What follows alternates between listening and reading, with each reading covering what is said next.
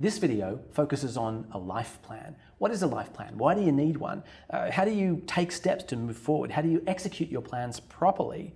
And how do you create an integrated life?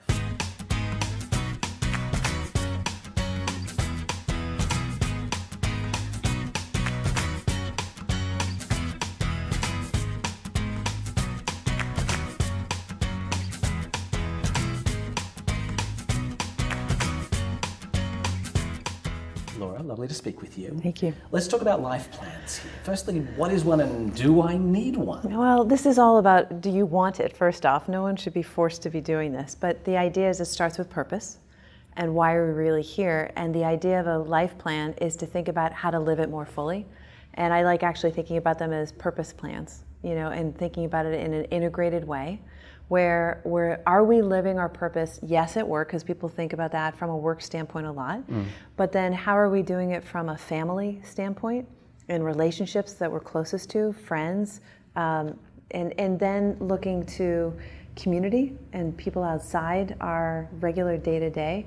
And then also what I'd like to do is sort of an internal one, for ourselves, our spiritual way, and thinking about how do all those come together. And so part of putting together, when I get to do executive coaching work with my clients, depending upon the need that they have and what they want, some of them are going through massive transitions.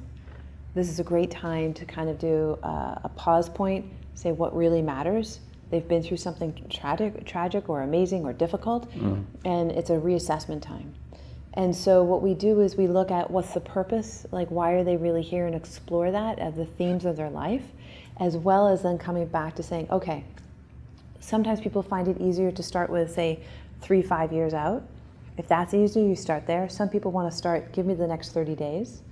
But the idea is that both ends of that spectrum get explored. And then we do something called the headlight strategy.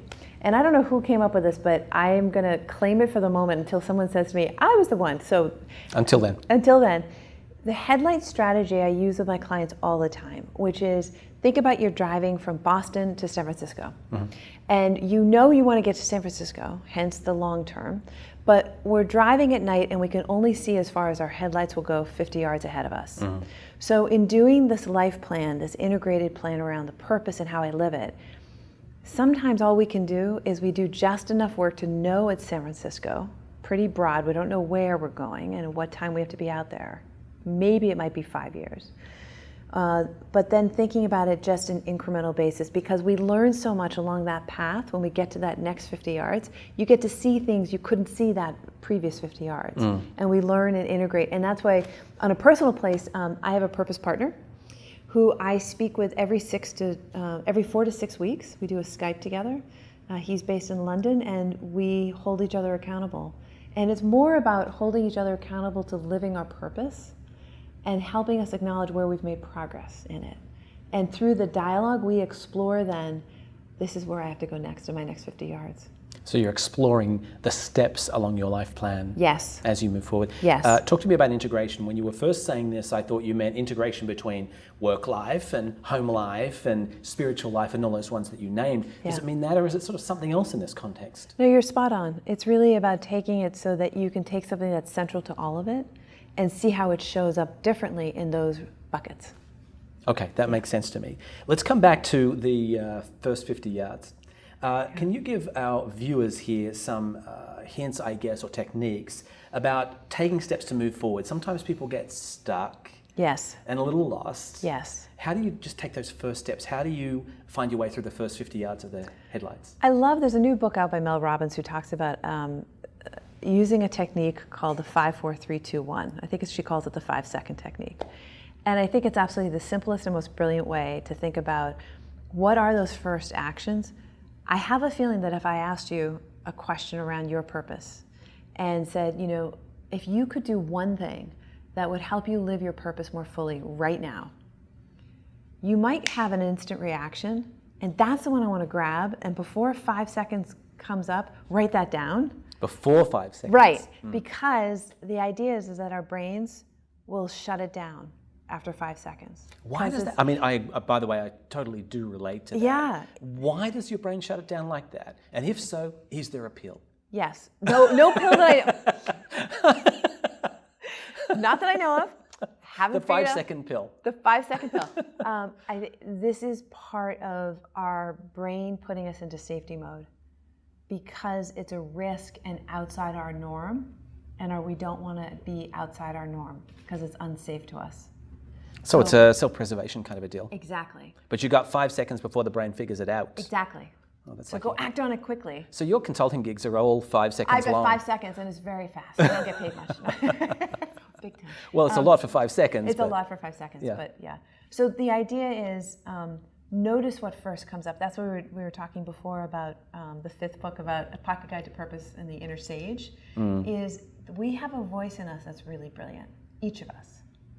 And are we listening? And not allowing that judgmental side to take over. Shut it down, 5 seconds, away it goes. Yeah. Oh, that makes total sense to me. Let me ask you really just one more question here. Let's say we have a life plan that we've figured out to some extent, perhaps working with a friend like you are. Let's say we've got that first 50 yards and we've found the first steps, we're moving forward. Yeah. Talk to me about executing these plans over a longer term, in a good way, properly for your personal life or your work life or whatever. Yeah. This is where I say there is no one right way, and there's so many different ways in the marketplace about how to hold oneself accountable to others. I've heard the research that they said if you share this with a peer, you'll have a greater level of ability to accomplish it. I also saw that there was research that denied this.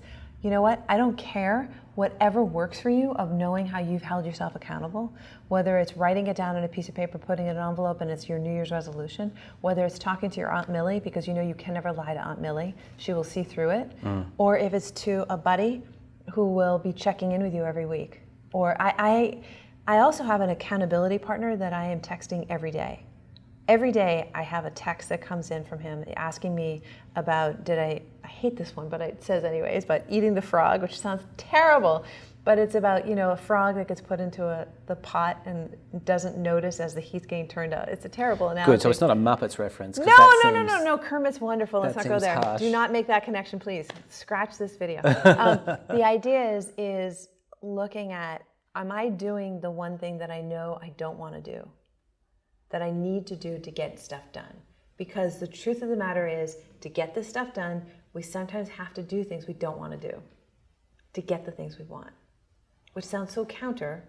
Well, no, this is part of what you were talking about in one of the earlier videos, Yes. competent, incompetent, things that you do excellently, but should you be? Right, yeah, Yep, that makes total that's right sense. on. All right, good. Well, thank you so much for your insight here. I appreciate that. For those of you who'd like to find out more, please visit us online at purposestone.com. Also, feel free to like this video, share this video if you have any questions in the comments section below, and of course, subscribe to our YouTube channel.